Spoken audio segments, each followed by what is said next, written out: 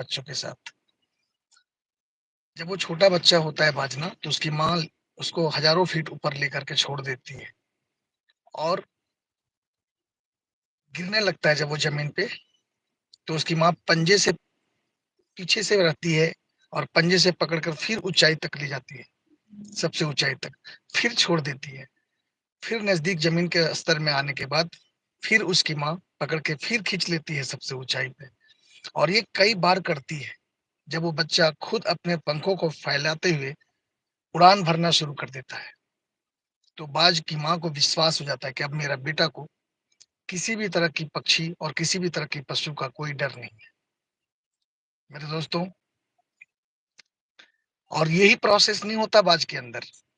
एक टाइम होता है बाज में, एक समय होता है बाज में। कुछ दिनों के बाद उसकी यात्रा प्रारंभ होती है।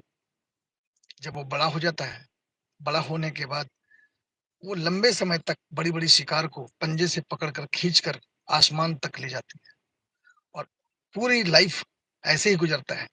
लेकिन 40 साल उम्र हो जाने के बाद उस बाज के अंदर एक प्रॉब्लम आता है उसकी ज़िंदगी के अंदर और उस प्रॉब्लम को वो खुद ही सॉर्ट आउट करता है, खुद ही सॉल्यूशन करता है। वो प्रॉब्लम क्या होता है कि बाज एक टाइम के बाद उसके नाखून बड़े-बड़े होते हैं, चोंच बड़े हो जाते हैं, पंख बड़े हो जाते हैं, जिसकी वजह से बड़ी-बड़ी शिकार्स को पकड़ना, बड़े शिकार्स को पकड़ करके खाना, उड़ना, ये सब उसके लिए समस्या बन जाता है और वो अपनी समस्या को खुद ही समाधान के लिए तैयार होता है।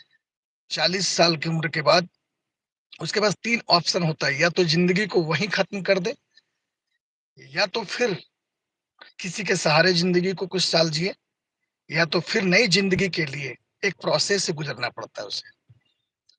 वो 40 साल की उम्र में किसी पहाड़ी पे जाकर के अपने नाखून, अपनी चोंच और अपने पंख को जानबूझ करके तोड़ देता है। तोड़ने के बाद लगभग 5 महीने का प्रोसेस होता है, इंतज़ार करता है। नए पंख, नए चोंच और नए पंजे को तैयार करने में। लहूलुहान हो जाता है वो उस प्रोसेस से, लेकिन किसी को अपनी प्रॉब्लम को नहीं सुनाता और 5 महीने के बाद फिर से उस बाज में नई नाखून, नई चोंच और नई पंख लगने के बाद फिर वो बाज अगले 40 साल नौजवानों की तरह छलांग लगाने के लिए तैयार होता है। मेरे साथियों, मैं एक संदेश आप लोगों को देना चाहूँगा कि आप जो भी हैं, जहाँ से भी हैं, जिस भी हैं, जैसे भी हैं, अपने आप को कभी कमज़ोर मत करो। यदि बाज इस प्रोसेस से गुज़रने के लिए तैयार है, तो आप भी बाज हो। परमात्मा ने आपको भी एक बाज से कम नहीं बनाया। सबसे ताकत आपके अंदर भरा है।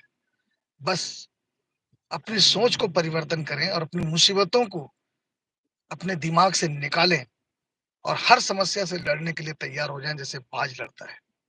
फिर आपकी ज़िंदगी में वो लाइफ़स्टाइल आएगा जो आप सोच नहीं सकते। मेरे दोस्तों, मेरे प्यारे साथियों, लोग बोलते थे कि नेटवर्क मार्केटिंग से कुछ नहीं होता। आज ये जो क्लास की गाड़ी देख रहे हैं, ये मर्सिडीज़ GLE है, 300D सुपर लग्ज़री है। मैं आपको थोड़े दिखाऊँगा, आप ध्यान से देखेंगे। एक बाज से ही शिक्षा लेकर के, प्रेरणा लेकर के मैं यहाँ तक हूँ। आप देखेंगे, ये मर्सिडीज़ GLE है, सुपर लग्ज़री कार है मर्सिडीज़।